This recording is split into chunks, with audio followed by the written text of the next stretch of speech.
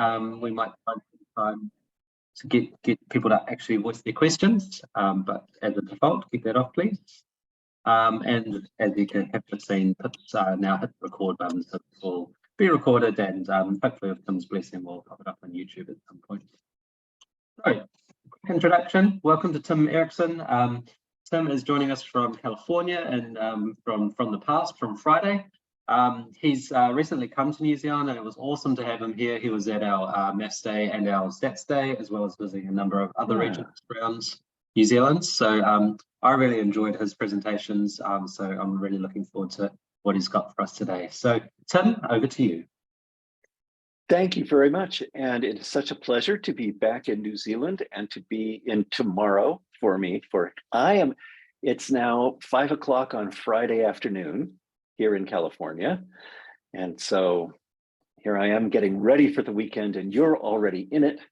And so let's see. So I'm here to talk about Simmer, which is the name of a plugin for CODAP that helps you do simulations. So numerical simulations, especially for probability, which is useful for data and statistics. You could also imagine using it in regular mathematics. But where we should start is talking about CODAP, because I'm looking at the chat and I don't see that anyone has told me that they've used or not used CODAP, but I'm going to assume that most of you have not used CODAP before. Jared does, yay.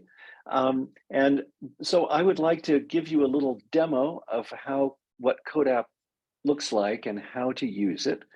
And I invite you to follow along and do these things that I am doing as well. And so I'm going to be giving you instructions.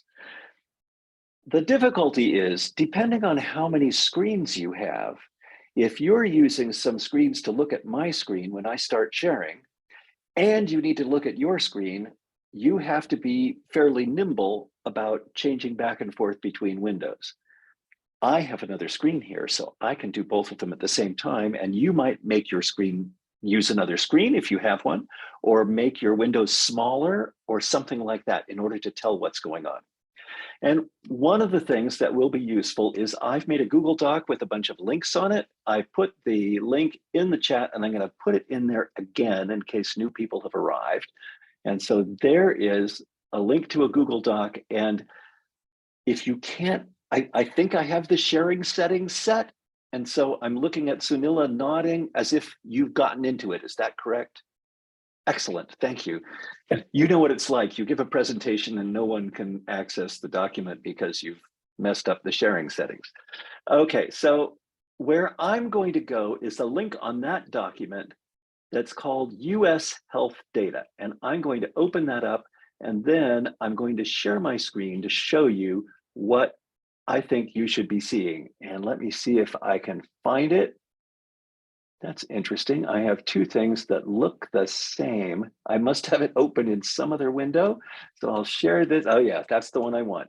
So you should see something like this. Is that right? It says the 2003 NHANES data portal. We don't care that it's 2003. This is health data from a bunch of United Statesians. And we're just going to use this to get some data. But I need more than 10 people. And so I'm going to click here where it says 10, and I'm going to put another 0 after that and press tab. And so now it says get 100 people. Okay. And so then I'm going to click get 100 people. And this has created a table with 100 people in it. And I'm going to now minimize this NHANES thing. And if someone would let Nazil in and give her the link, that would be great. And so here we go. And so this is a table, and I've got 100 people. And if you've gotten 100 people, your 100 people will be different from my 100 people. But one of the things that we're going to want to do is we're going to want to make graphs out of this. And so the way that you do this is you go to the graph button up here. And if you guys could close, yeah, great. There goes my my daughter. We click on the graph button and an empty graph appears. Well, it's not empty. You should see a bunch of miscellaneously organized dots. They're just sort of random in there. And if I click on one of them, the table scrolls to the case that we're talking about. So the one I have is a 78-year-old female whose BMI is 26 and who is 160 centimeters tall and weighs 68 kilograms. Okay, so you can see, oh, and how much education does she have? She did not complete high school. So that's interesting, but she's 78 years old and she's white. Now, right next to her on my screen, but not on yours, is an 8-year-old who has also not completed high school. Not surprising since she's 8, but she's of Mexican ancestry. And she weighs a great deal less than that 78-year-old woman, which makes sense because she's only 8 years old. So we could scroll through here and get information about people, but it's hard to understand what's going on when there are 100 rows in the table. So let's make a graph. And I'm going to put age on the horizontal axis. And the way that you make a graph is you label your axis. So I take age from the top of this column and I drag it, drag, and put it on the horizontal axis. And the axis area will turn yellow. And when I drop it, I'll see the ages of the people in my data set. And again, I'm looking at Sunila to see, is that working for you? Maybe, maybe not, I don't know. See, there's see, if the rest of you put on your video, then I could see your faces and would know you can get help from me about this. But anyway, I've gotten this graph of these people and I could say, well, like, who is the oldest person? Oh yeah, she's getting it, excellent. Who's the oldest person? That's probably this person who's 85 years old. That's pretty old. And this is some married white male. And he has a reasonable BMI and he only weighs 75 kilograms, but he's 173 centimeters tall. Okay, good. Now, if I wanted to look at a relationship here, there's a number of different things I could do. For example, I could take gender and put it on the vertical axis. And this will split my data between the females and the males. And in my sample, there are lots more females than males, which surprises me. Often they're just about the same. But if I wanted to compare, for example, the means of these two groups, I can go over here to the ruler palette. I click on the ruler and a whole bunch of useful stuff appears. So if I wanted to look at the mean, I could click here and I'd see the two means. And the males are on the average 32.2 years old. And then I just point at the line, females 29.6. So in this sample, the males are older. What about the medians? I'm going to put the median on here as well. Oh, interesting. In this sample, the females have a much higher median. Isn't that interesting? And the kind of thing we'd love for students to see. Median is 26 for the females and 18 for the males. So you could imagine there's all kinds of statistical things we could start to do here. We have not a giant sample, but we have samples and we're interested in maybe determining, are the females really older than the males? Things like that.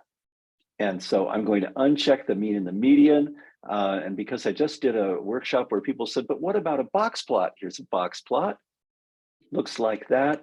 The female distribution is really strange. Oh, the male distribution actually is the stranger one here in this sample, because you see how wide it is. And you might say, well, it's really nice to see the box plot and the data. But suppose you just want to see the box plot. That's a job for the paintbrush. So instead of the ruler, I go to the paintbrush, and this is where you can do various aesthetic things to your graph. And one of them is to change how big the points are. You can make them very large. You can change their color. So let's make them green.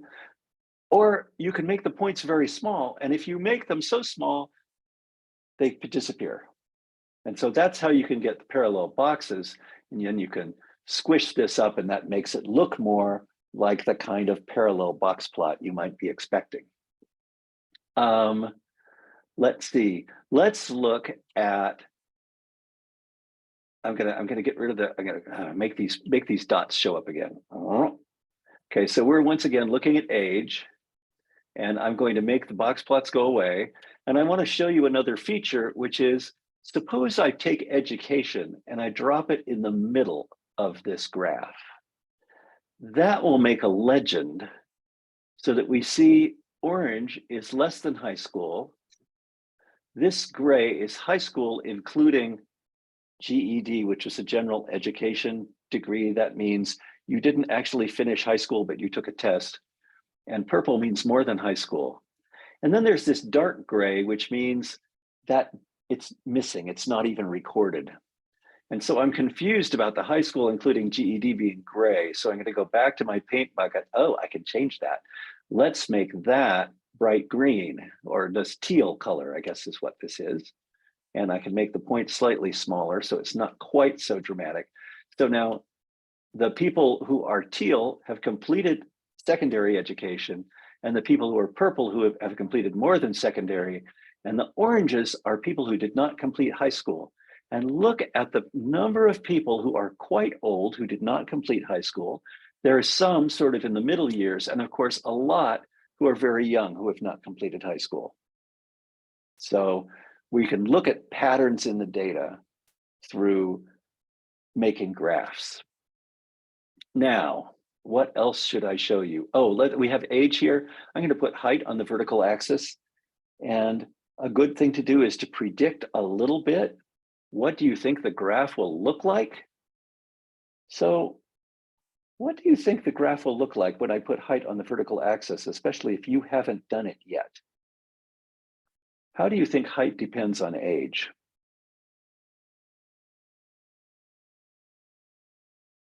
You can either speak up because we have, there are not so many people, we can't do that. Will it follow a linear kind of trend, linear expression? Well, what an interesting idea.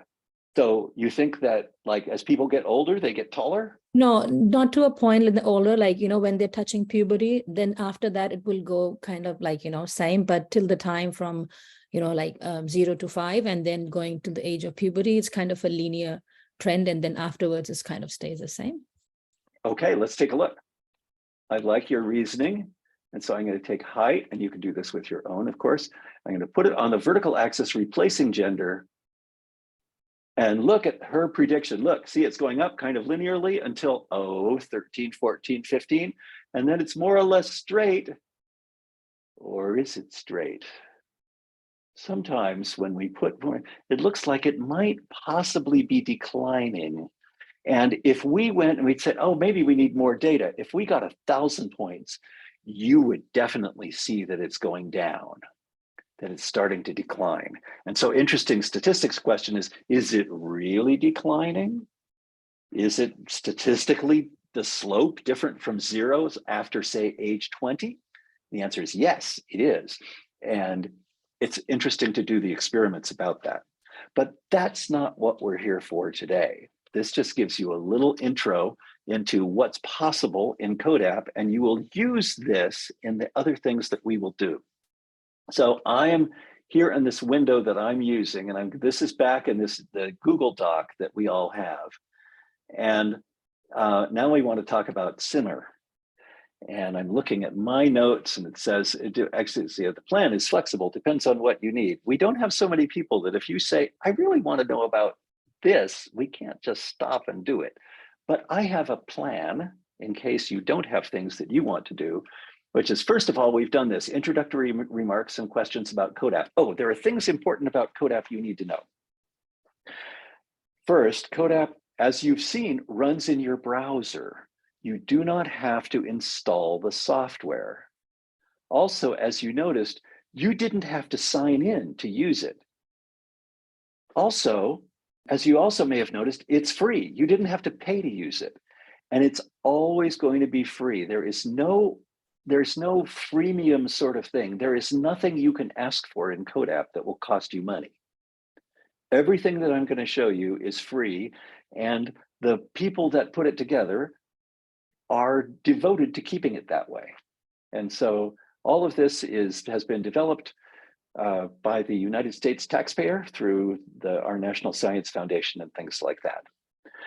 So that's an important thing for you to know. So you can use it in your classroom. You can make assignments for your students. Your students can use CODAP at home, and it's free. So that's good. And so now it says demonstrate, and you may shadow if you wish, some simmer basics. Okay, so simmer, as I mentioned, is basically it's designed to do probability simulation. There are other things you can do with it, but I'm going to focus on probability right now today. And I'm going to use this link here where it says a CODAP document with simmer installed. I can show you how to get that later, but if you bookmark this page, you will always have this, this URL. And this URL is the one that you want, this one up at the top. And this that we're seeing right here is the simmer window. And like many things in CODAP, when you begin, it's kind of blank. But I'm now going to show you, and if you have something like this up on your screen, I'm going to talk through what I'm doing. So in case you can't see my screen, maybe you can do it with your screen. So we're going to create, we're going to roll a die. Is what we're going to do. First thing we're going to simulate is a die. And so I'm going to look on the left-hand side, there are these different categories, and one of them is random. And so I'm going to click on random, and it shows many different things. And the very top one is perfect for a die. It says random integer in 1 through 6.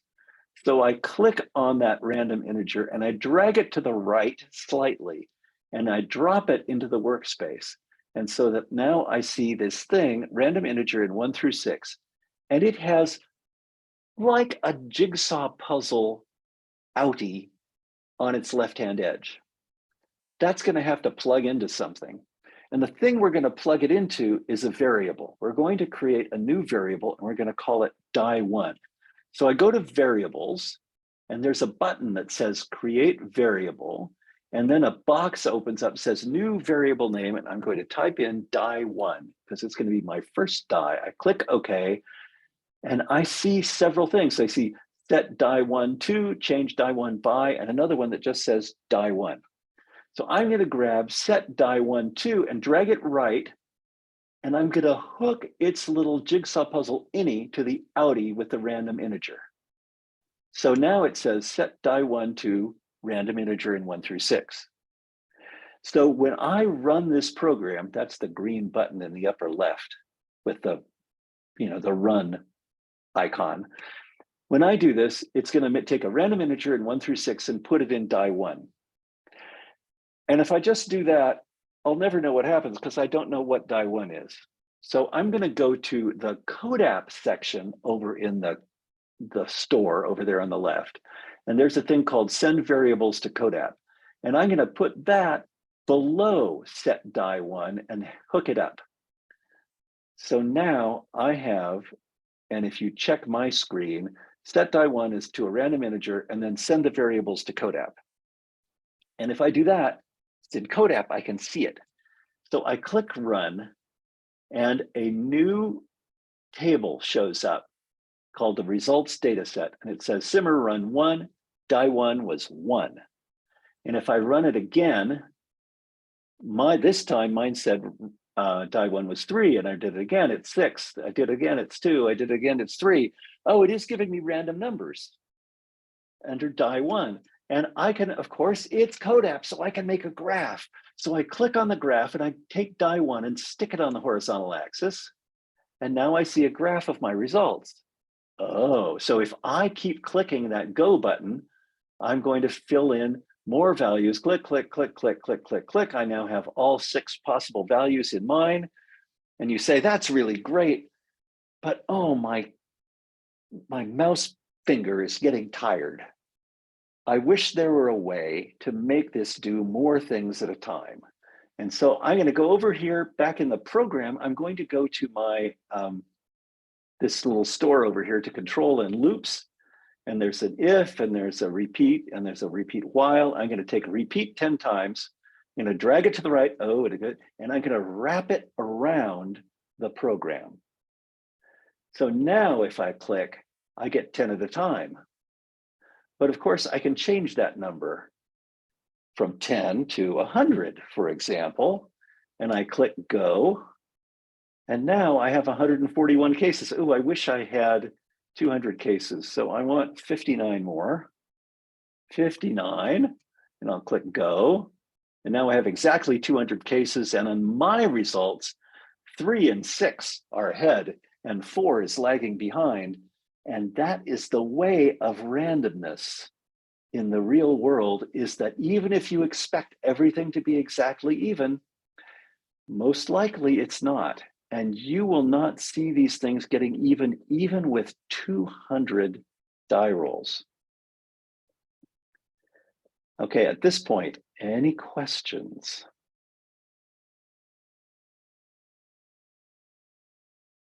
Everybody okay? Following along all right?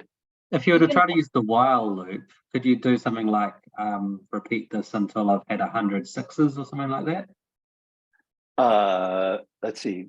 Well, so you can repeat until, you'd have to engineer that a little bit. Like, how do you know there's 100 sixes? You could have a variable that you made that's the number of sixes. Oh, yeah. And it will start out at 0. And then every time you roll a die, you're going to ask, is die 1 equal to 6? And you'll say, if die 1 is equal to 6, then increment that number that you made, the number of sixes. Right? And so then it's, while number of sixes is less than 100, do the following. And so we can see that we're studying probability, but we're also studying computer science in a way, right? We're learning something about programming and getting some experience with how do you have to think about something in order to produce an algorithm that will do exactly what you want. So yes, it is possible to do that. And there are some examples that do things like that. Like how long does it take to roll the first 6 is an interesting question. And what's the distribution of that number, the number of rolls it takes to get a 6? Now we might think the average number of rolls to get a 6 ought to be 6. Right? It sort of makes sense. And actually that's true. But so frequently it's less than 6. But also frequently it could be a lot more than 6. You roll and roll and roll and you don't get a 6. Now to get 100 sixes, that's harder, but we could do that. Same sort of thing. Tim, Stephen's yes. got a question. Yes. He's finding the green run button isn't sending anything to his results table.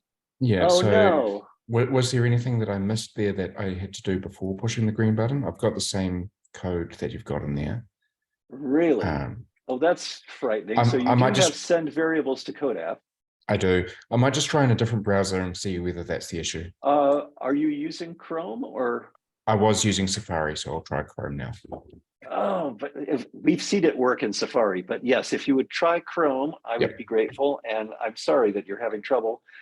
It's also that, yeah, so Sunila says, cool, similar to Scratch coding. Yes, exactly.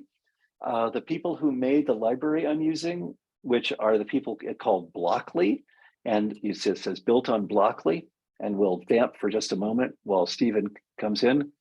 And Ross says, change the name of the variable, that fixed it for me. Oh, that's interesting. I wonder if anybody figures out what's wrong with the name of the variable that gave you any trouble. Maybe it's something that I can fix. Anyway, Blockly is made by people at Google. And they took all of their cues from Scratch. It just looks very much like Scratch, but though it's not exactly the same. Anyway, the next thing I was going to show you is we're rolling 1 die. Of course, we'd love to roll 2 dice. So let's do the following. I'm going to go to variables. I'm going to create another variable, and I'm going to call it die 2. And now. So the issue with the name might be if you've got a space. It won't work if the name's got a space in it. So it has to be without spaces. Oh, no spaces. Oh, So I've just made mine not work. Good job. Okay, you broke it. Okay, that's excellent. I I'm broke glad you figured that out. That's actually in the department of the people at Google, so I don't know. I will contact them and see what they say. It's not a bad and thing maybe because when people learn text programming, spaces and variables, we don't do it. So you shouldn't put spaces in your variables normally. So, however, it ought to tell you something about that. Anyway, so I want to make a new row that's just like this set die1 to the random integer, except with die2 in it. And I could make it one step at a time, but I want to show you what happens. How does copy and paste work? So I'm going to click on the set die1 and copy it.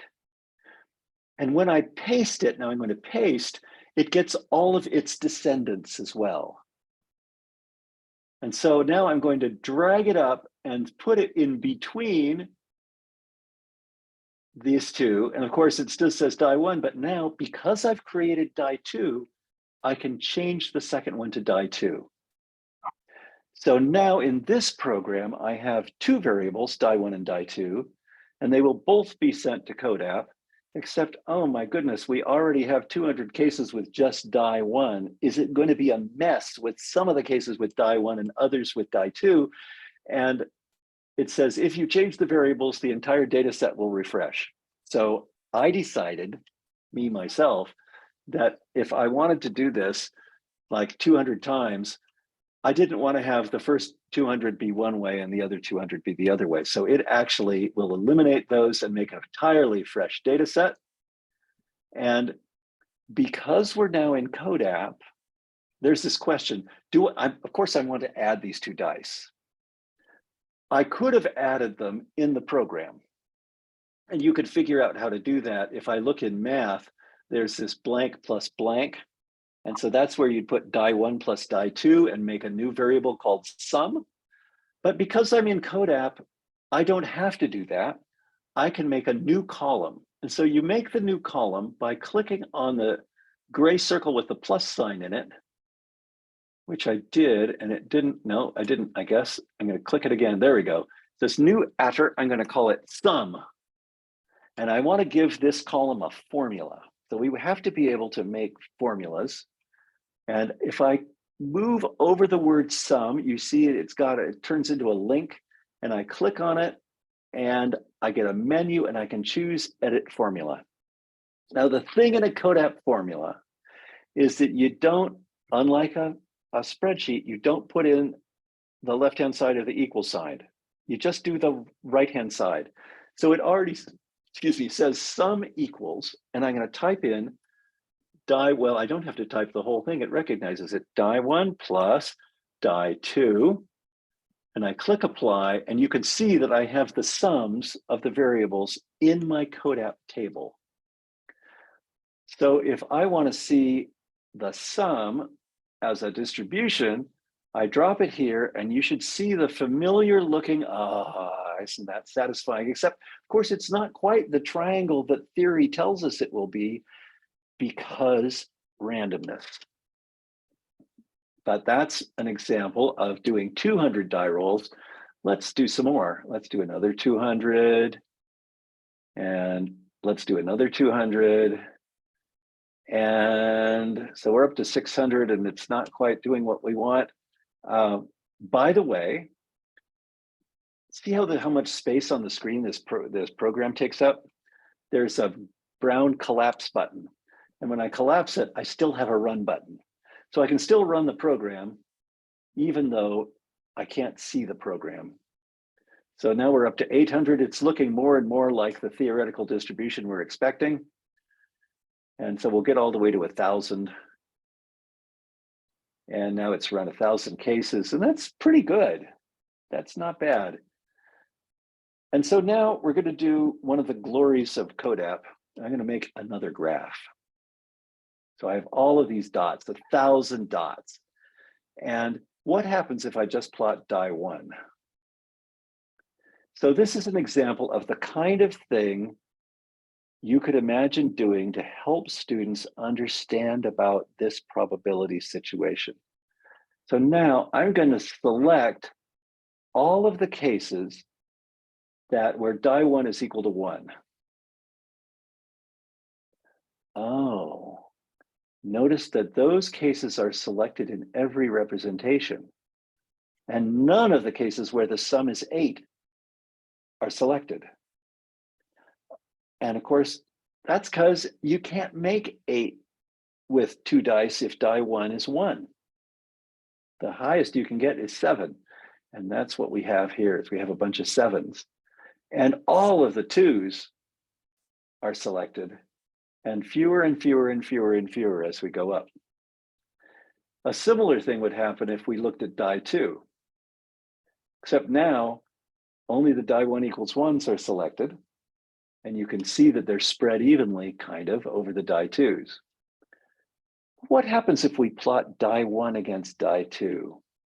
I'm going to put die 1 on the vertical axis here, and this kind of miraculous thing appears. And I'm going to make the dots bigger because I can. And so this is showing all of die 1 is 1. But now, and this is the thing that blew my students' minds, I'm going to select over here in the results, in the sum graph, I'm going to select all the ones where the sum is 10.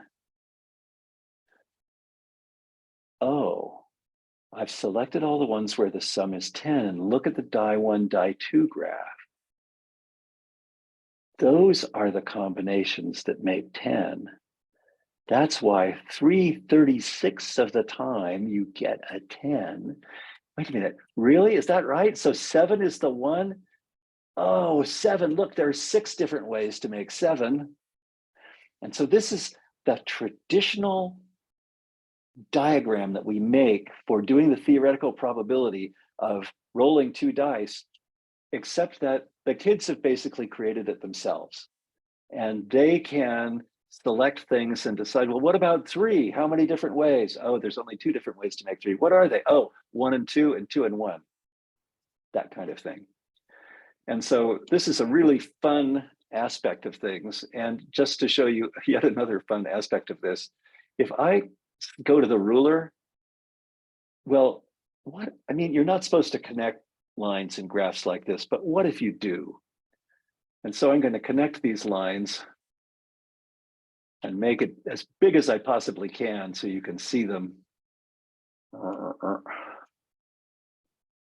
And it makes this really great sort of string art graph where you can see these spots that look at 4 and 4, these, you know, the individual integer spots. It's actually quite lovely, but there's no additional information there. So I'm going to stop connecting the lines and you can see this. Well, what about just collecting one of these? What happens then? You say, oh, this is 2 and 4. Those are a bunch of the 6s, but not all of them. Okay. So we've done a couple demos so you can see some things like, oh, I can do this thing. I can roll dice. You could imagine you're going to get rid of these graphs and open up the program again. You could imagine using, if I look in random, I could use this heads and tails thing, so I can make coins. I can do a random floating thing. I can do a random normal. I can do a random binomial if you need to do binomial things. All of those are possible. In the logic, you can do and equality and whoops, there you can get not equal, less than, things like that if you have some numbers that you needed to do. Control and loops we saw before. You can create functions, and I'll give you some resources on where to learn about how to do that. There's stuff to do with lists. You can make arrays. You can put in text. Print means make a window appear on the screen, a dialogue. CODAP, we did variables. We did, oh, in math, there's this regular, you can enter a number. This one, you can enter a fraction or a percentage, by the way. This is where you get addition and subtraction and multiplication, division and exponentiation. I want to get rid of this, so I press delete, or I could drag it into the trash over here. Also in math, there's some functions like square root, trig functions, famous constants, and interesting things like, is a number even or not, or odd or prime, or something like that, if you wanted to look at that. So I'm going to go back to my, first I'm going to ask for questions about this at this point, because we're 36 minutes into our time. I'm going to shortly maybe release you into some documentation so you could try something. If there are no questions, I'll go back here and I'll say, let's see, two fundamental, oh yeah, let's talk about this. I'm going to stop sharing my screen so that we can take a little break from the screen. And the question, the bullet said, two fundamental ways we imagine using Simmer. And so Simmer is brand new. The students mostly have never seen it. I've shown it to some students and everybody seems to get along with it just fine. It will be improving, of course, but it's usable now. And so a question is, how should we use it? And there are two main ways that we have seen so far. And if you figure out other ones, we really want to hear about it. So be sure to let me know. So the one of them is the second bullet. Students could use it in order to learn about programming. There is a lot of interest now in doing more coding at school. There's interest in computational thinking as part of mathematical literacy. It's important for data science education. We're not quite sure what computational thinking is, but some of the ways that we were thinking in that question that Jared asked it's pretty clear that that's an example of the kind of thing we want students to be able to do. It's not the only thing in computational thinking, but it's one thing that might be useful. And you pointed out that it's like Scratch. Scratch was designed to help students with their very first coding. And this is curious in that it's sort of focused intently on making simulations about random things. And so it's not everything, but it's focused on this randomness and simulation universe. And maybe that's a good thing for students who are studying probability. It gives them another way of approaching it, and both a way of approaching probability and a way of approaching programming. So that's a possibility.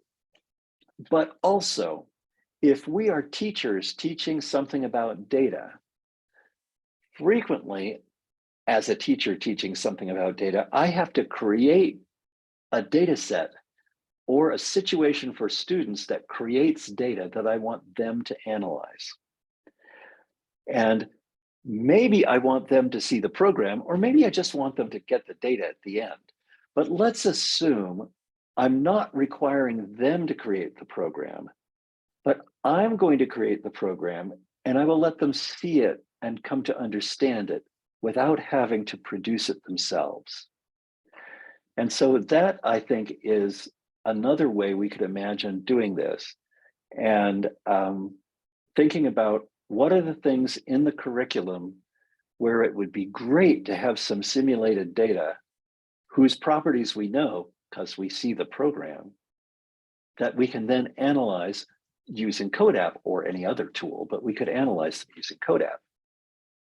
And so I thought let's talk about that, and I could maybe demonstrate one. And the first one that I have listed there is, let's call it a fake experiment. So imagine we're doing a clinical trial of a new drug that will make you well, and it's called Wellnex, okay? It makes you well. And we're going to try it with a group of sick people, and we're going to give half of them placebo, and we're going to give half of them Wellnex. And we want to see whether Wellnex helps them get better afterwards. But we're going to start with all sick people, and we're going to see whether they get well, okay? And you could imagine, what does the graph of that look like? Well, I'm not sure. It's like we want to have maybe 2 columns of a bar chart, and one column is the placebo group, and it shows in the bar chart what proportion of people got well. And then we want the Wellnex group, and it shows in the bar chart what proportion of those people got well.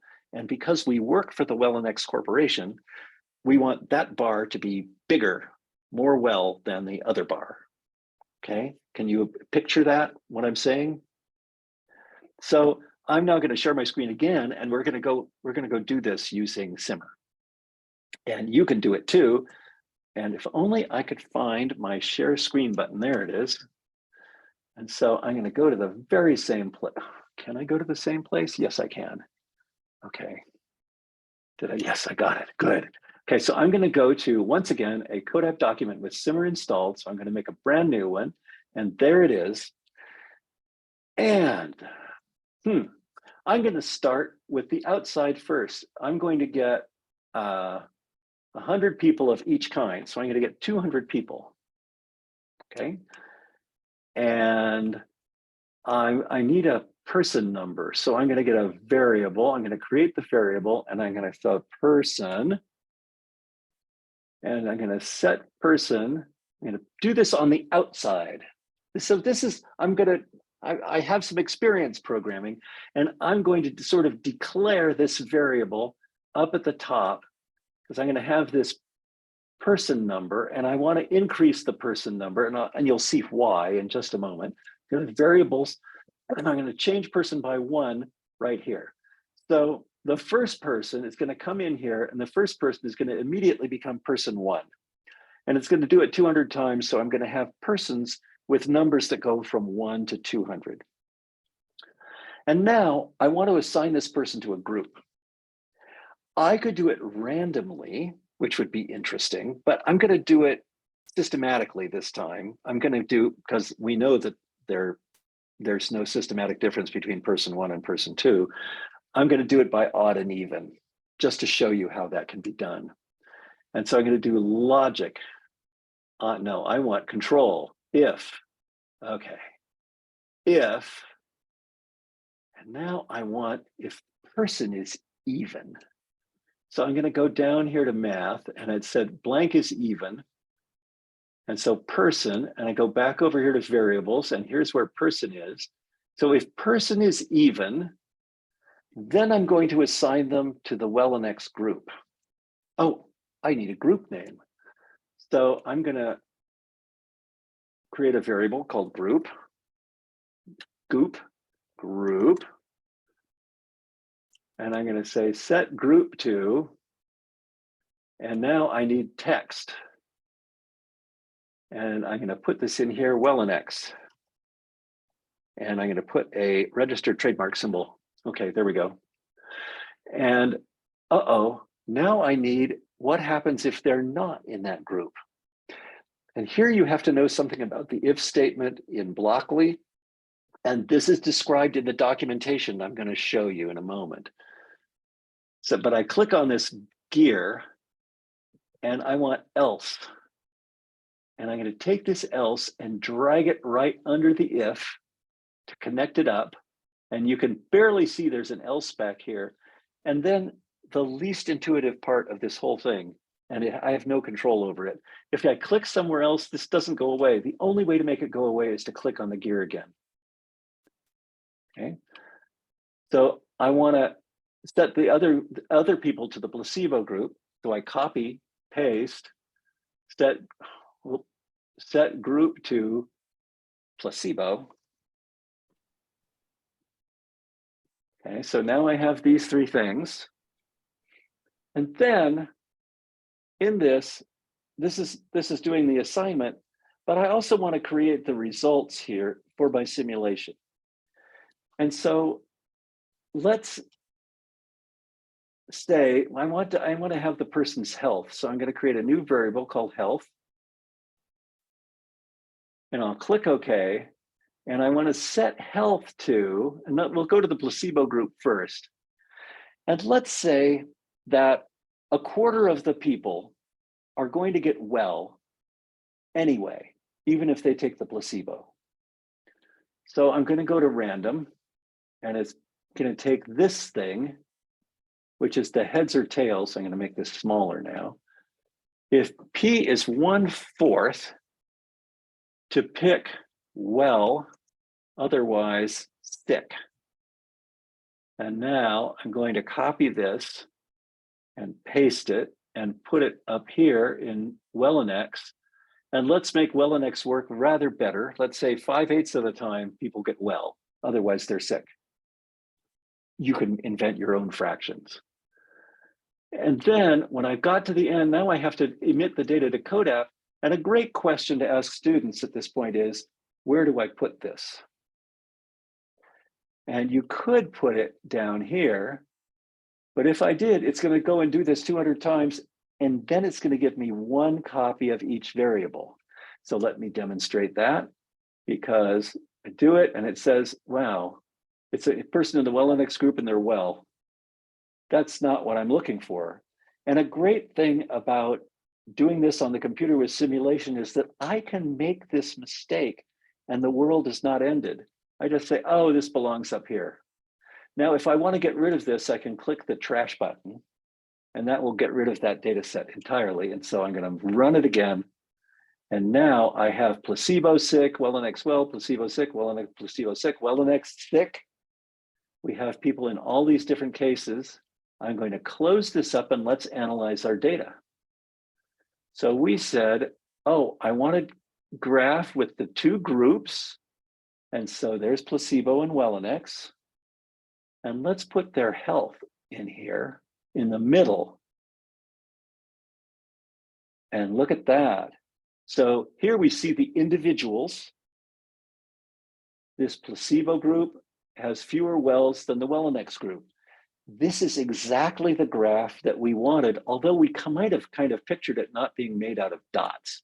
So in this menu, this is configuration, I can fuse the dots into bars. So I do that, and now I have very much the graph that I had intended to get, showing that Wellinex really did a good job for these people and their illness. So these 200 sick people. Now, we could run it again. We could change the parameters. We could have the results of a real study and change our parameters to try to make the simulated data match the real study and see what variety of parameters it would take to match the real study. That is, this is not exactly 5/8. Actually, let's see if we can tell. Let's do count in percent. So it's 50% of each. But if I look here, so this is 66% instead of 62.5, 34%, 79%, 21% instead of 25. With randomness, things came out a little bit different. So anyway, so that's an example of a way that you might create a data set for students to analyze. And if I didn't want them to see the program, I could go here, and this is so stuff you would learn in CODAP. I can export the case data to a file, and I can make a CSV file that they can drag into CODAP.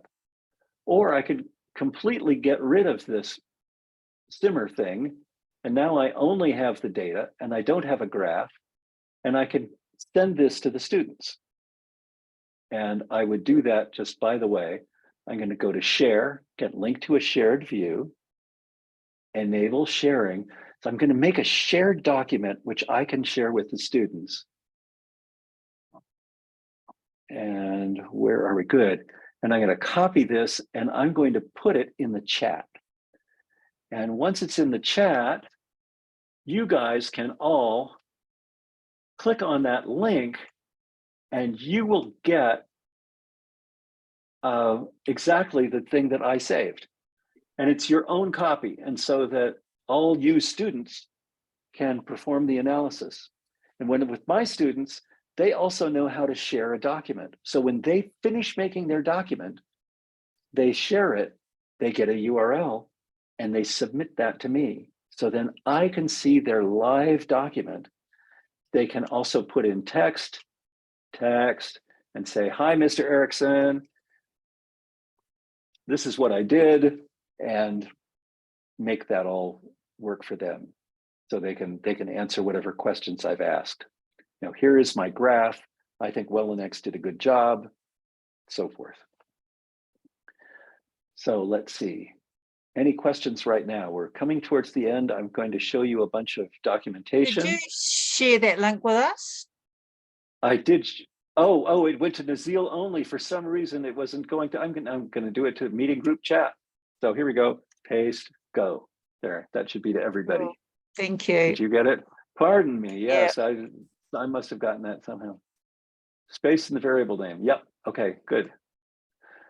So now you should see it without the hi, Mr. Erickson, because I copied it before I put that in. Yeah. Nazil has a couple of questions as well, and he may have asked those to you directly. Can we run simulations, which may have already been answered because this was quite a while ago? So Nazil, if you wanted to ask your questions, if they're still relevant, that would be great. You can unmute to do that.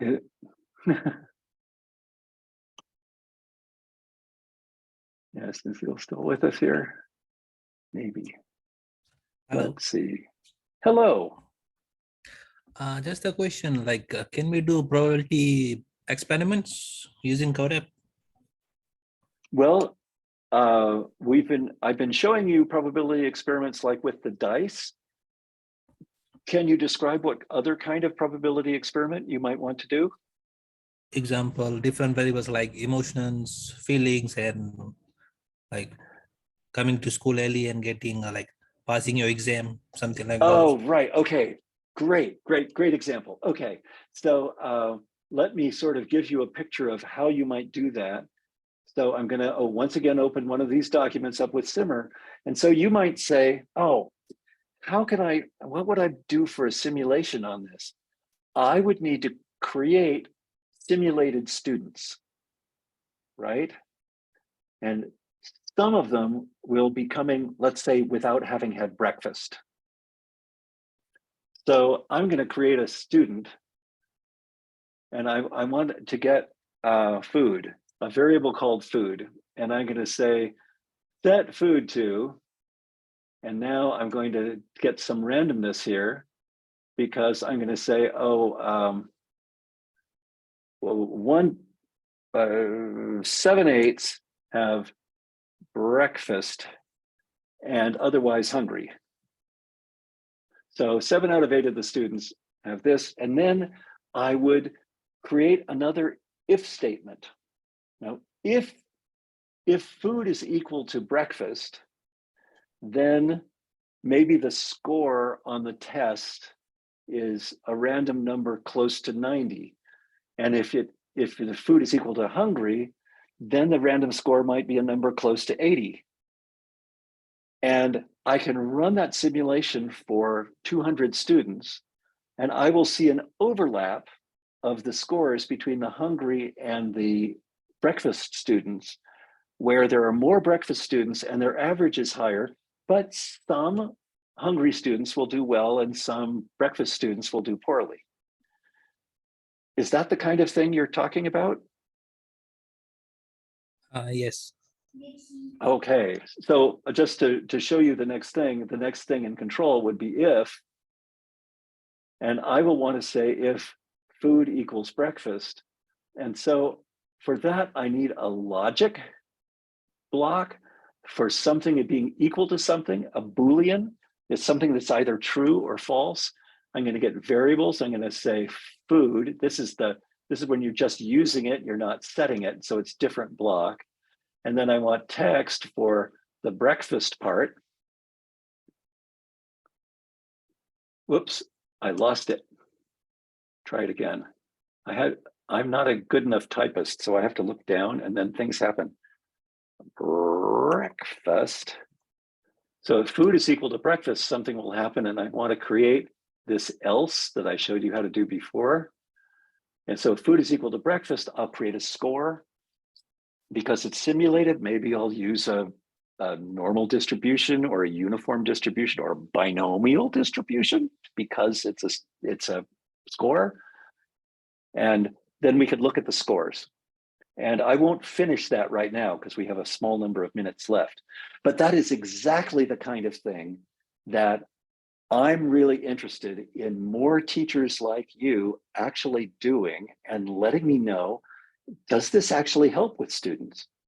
I think it would with mine, because I have to, it's just so hard without this to construct those situations.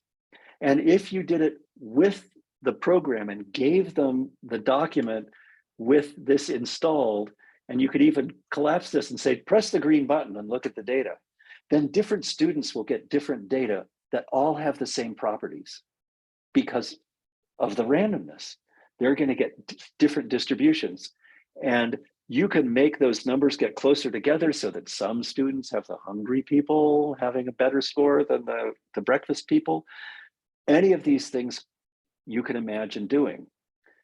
And so that's an example of what I was talking about here, that you, teacher, make something that produces data for students. And we did the fake experiment. We just talked about, oh, let's do this other kind of simulate the students coming to school and things like that. And I did another one testing PIP's informal confidence interval. I won't show you that right now because we're running out of time, because I want to show you here the Simmer guide and also things in this book called Awash in Data. This link here called the Simmer guide, I'm going to open it up so you can see it, is sort of an online ebook, and I'm going to expand my, there we go, my window so you can see the left-hand side. So if you have forgotten anything that I've told you, and I wouldn't blame you, you can read this introduction, and then you can do the basics. This one here, I clicked on rolling one die. This is a lesson on rolling one die, and you can do the activity right in the book. It's a living CODAP document. You don't have to go to a different place. And so you say, oh, I need a variable. Oh, create variable. That's it's way too big. And so I'll say goop. And oops, it didn't write goop. Like, what's her name's? And this is way too large. And so I'm going to have to make it smaller.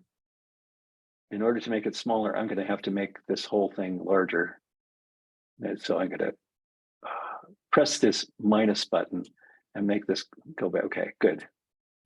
So now it's somewhat smaller. And if I look under variables, okay, I can set goop and I can do those things. So all of that's in rolling one die. Repeated actions is we have this program and it's already set up for you. How do you make it do it 100 times? And so it teaches you how to do that. Then 2 dice. This is this thing we did very quickly. We want to make this. And then you have your challenge to go ahead and make it.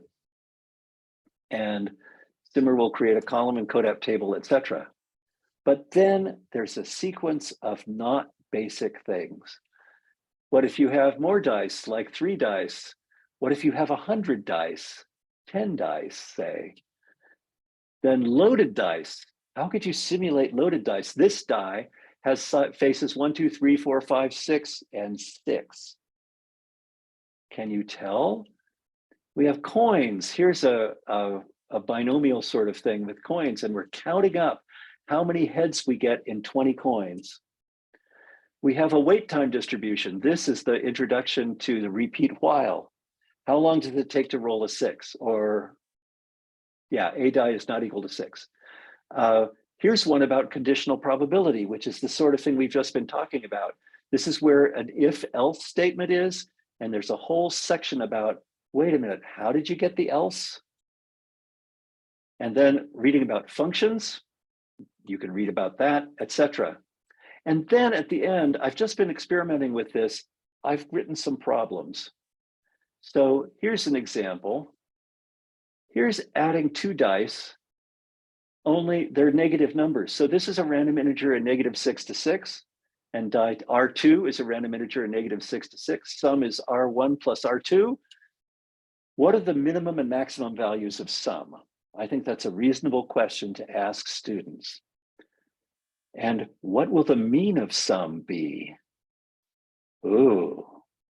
And so we're now out of time, but you could imagine looking at this and saying, oh, the minimum value, oh, and it's very strange. It goes from -12 to +12. And is the mean really 0? I'm not sure. But now that I've explained my answers to my teacher, I can see what actually happens. And so I'm inside the book, not inside regular CODAP. I run these things, I make a graph, I plot the sum, and we'll see what it looks like. Oh, it looks like the mean. Oh, well, at least the mode looks like it's 0. Let's plot the mean. And it's right there. The mean is at 0.33, close to 0. Close enough. That's a statistical question that if you have more experience with stats, you can start to say, oh, do I think that's too far away from 0? Anyway, so that gives you an idea. And there are a number of problems in this page. If you add 2 numbers that are normally distributed, what do you get? Whoops, sorry. This one, sorry, is suppose you you have a uniform distribution and you square it. What does that do? What does that look like? Is it still uniform? No, it's not. In what way? I love this one. This is adding 2 dice. Set die 1 to a random integer in 1 to 6. Set die 2 to a random integer in 1 to die 1. What does that distribution look like? What happens to these numbers? And I'm pretty good at this, and my intuition was wrong. So there you go. Anyway, I'm going to stop sharing my screen. You have the document, you have links to the various help. The other thing that's on that we didn't talk about on the Intro to Simmer page is there's a link to a book called Awash in Data, which is a larger book that goes over more things in CODAP and I've used as an introduction to data science for students. So any other questions? This has been a really fast thing, and I know I've heard it's a beautiful day and it's now lunchtime or something like that, or at least a little bit after lunchtime. And so you may want to get going, but if you have any questions, here I am. Maureen says, lots to explore. There is a lot to explore. And I hope that you can get more help and education with CODAP. I'd be delighted to help any way I can. Pip knows this. Every time she says, oh, can you give a talk to some people here? I always raise my hand and say yes. But Thanks so you can much. also, oh, you're